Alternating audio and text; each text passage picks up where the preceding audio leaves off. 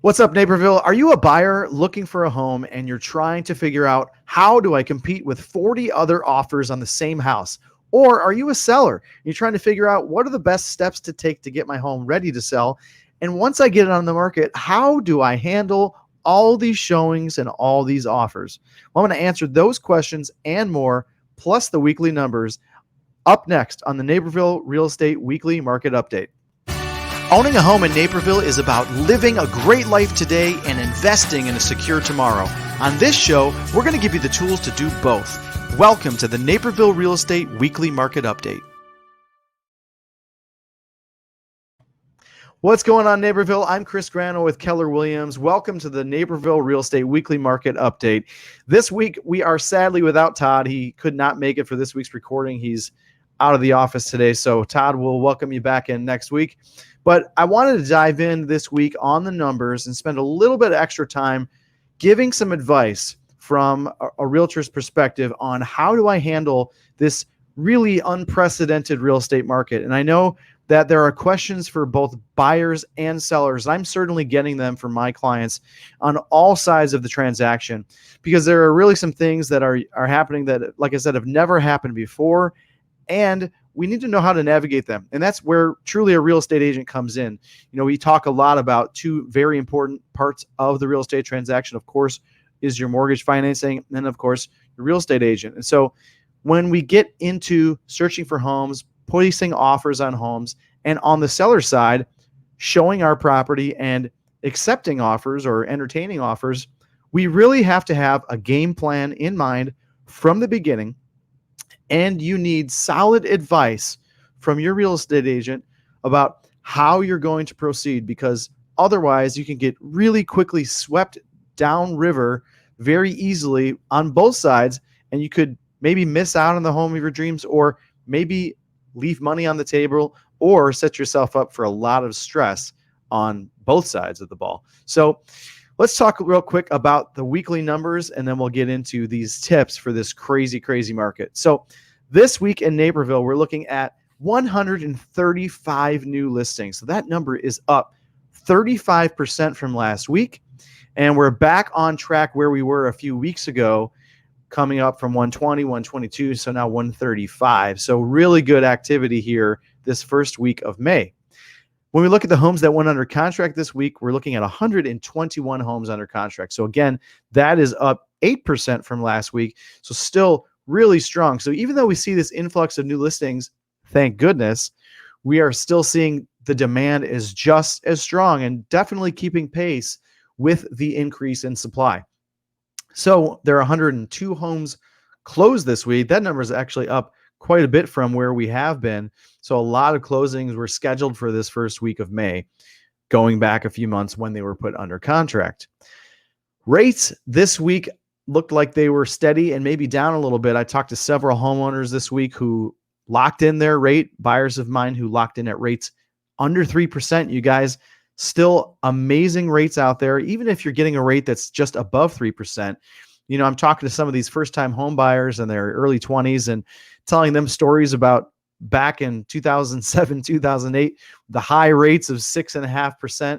And of course, they don't even know the stories from the 70s and 80s when we had rates in the double digits. So it's, if you look at the historical context, it's an unbelievable time to get a mortgage loan. So it's really a great opportunity. So keep your eye on that and don't be afraid to lock in right away. Now let's take a look at the inventory. So, you know, I mentioned that we had an influx of homes on the market this week in Naperville, but let's break that down by price category, okay? So in the sub $500,000 range in Naperville, which is going to be the entry level in Naperville, we're looking at an inventory, and this is the month's supply of inventory, of 2.43. So remember, our scale is anything below 6 months of inventory favors sellers, which means we have a quick pace of market, lower inventory. 6 would be considered a balanced market. And then anything above 6 is heading towards favoring buyers. That's a buyer's market. Well, in this sub $500,000 range, we are clearly in a strong seller's market. And we see that all across the western suburbs, not just Naperville, but especially in some neighboring suburbs like Plainfield, Romeoville, Bolingbrook. We see really, really low inventory, especially in that first-time homebuyers market in those suburbs where you're talking about entry level of 250, 300. It's nearly impossible to find properties right now in that price range. And when they hit the market, they are just gone. So we'll talk about how to be competitive with those properties or properties in this entry level, even here in Naperville, in just a second. So when we get up to that next price bracket of 500 to 750, we're looking at 2.72 months supply of inventory. So a little bit lower from where we were last week, pretty much in line where we have been. We're just flirting with that 2 to 3 range. Still, again, a strong seller's market, maybe not quite as much in the sub 500. When we get above that 750 level, so 750 to 1 million, we're looking at a different market. That is pretty balanced. So we've been flirting around that 6, 7, 5 numbers for the last several months in the 750 to 1 million range. And so therefore, really in a balanced market in that spot. So if you're looking for a home in that price range, you're definitely going to have more options and there will be less competition. When we get above the 1 million mark, we are looking at finally actually a reduction in the inventory over the last week here. So we have been up around 13, 14 months supply of inventory, which is pretty typical for the 1 million plus price range. Obviously, there are less homes in that price bracket and certainly less buyers. Now, right now we're looking at an inventory month supply of inventory of 8.9. So looks like there must have been quite a few homes put under contract last week in that price range. And so we see that number fall a little bit, and the days on market have fallen a little bit, actually all across the board. So now that we've talked about where inventory is at and we've talked about what numbers are coming to the market, let's talk about how do we approach the market from both sides of the ball. And let's just start with buying.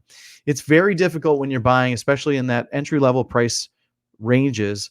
And the biggest advice I can give you is there has to be a game plan and a strategy up front. The biggest mistake I see buyers make in this market, in any market, but it really comes to bear in this market, is that they don't meet with the real estate agent up front. They aren't talking about the market. They aren't strategizing for what they're going to do when they get into these situations where they are forced to make a quick decision, write an offer very quickly, and try to be competitive against, honestly, sometimes 30, 40, 50 other buyers vying for the same property. So that's number one tip, is you've got to have a plan. And I will say, as a full-time real estate agent here in Naperville, I see some of the mistakes that are being made by other buyers when my buyers are up against them. And I can tell you that a lot of times that comes from the coaching they're getting or perhaps aren't getting from their agent. So I would really stress it's important, if you're working with an agent that you really like and you don't feel like they've been giving you that coaching, ask them, talk to them about strategies that you can employ to try to win. The other thing I would say is you're going to be under the gun to make quick decisions, but you don't want to make a decision that you'll regret. So how do we do that? Well, you still need to approach every property through the same lens. Don't start compromising in big ways. You may have to in small ways, but if you said, I really want to live in this area of town, don't start looking all over the place. If you really wanted to live in Naperville, and it's really important that you be in Naperville because you want your kids to go to the schools in Naperville, or you work nearby, or you just care about the area, don't all of a sudden start saying, well, maybe we'll live in Wheaton, maybe we'll live in Glen Ellen. Like, stick to your guns. And unless you're up against the gun for having to find a home, don't compromise on those big things. Compromise on the little things. Compromise on the things like, well, I really wanted a fireplace, but I could probably do without it. Or I really wanted, a finished basement, but maybe I could buy an unfinished basement and then finish it later. So just prioritize what's important to you and what's maybe not so important to you, and know the difference. But when you find something that you are ready to make a move on, that's when you have to act so quickly and decisively. And that's where you need that strong coaching from your agent. Now let's flip around to the seller side.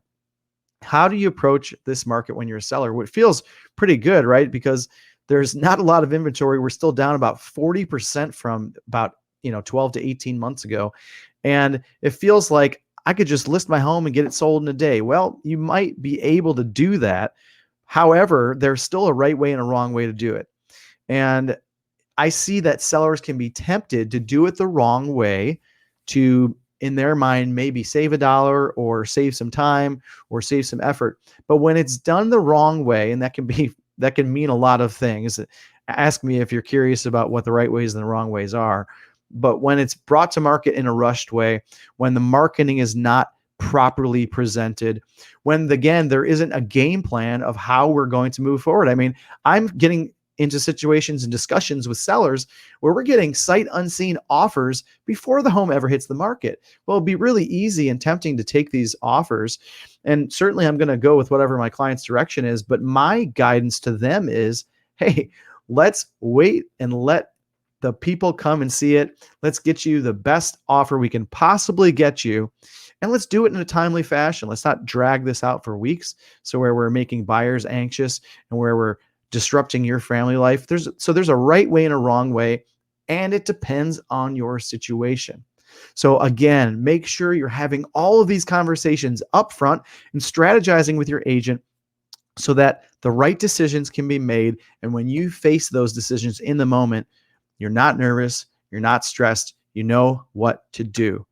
So I hope that was helpful. I know some of it's a little vague. If you have specific questions about how to proceed in this crazy market, whether you're on the buying side or on the selling side, feel free to get a hold of me. You know how to reach me. All my contact info is here. And I will give you one more plug for my new partnership with Zenlist. If you have not yet gone to zenlistchicagoland.com, that's zenlistchicagoland.com, you are missing out on so many listings that are not available on Zillow, Redfin, Realtor.com, etc. These are listings straight from the private listing network that previously and otherwise only real estate agents have had access to. But now through exclusive partnerships with real estate agents like myself, Zenlist has made the private listing network available to the consumer. So go to zenlistchicagoland.com, sign up, and I'd love to partner with you there to help you find homes before other buyers even know they exist. Hey, thank you guys so much for joining me this week on the Naperville Real Estate Weekly Market Update. We're sad that we missed Todd. We hope he's having a good time, and we will catch up with him next week. And we'll see you guys then there too. Make sure you follow us on YouTube at youtube.com/Chris Grano, on all the major podcast platforms, including Spotify and Apple Podcasts. And we will check you out next week.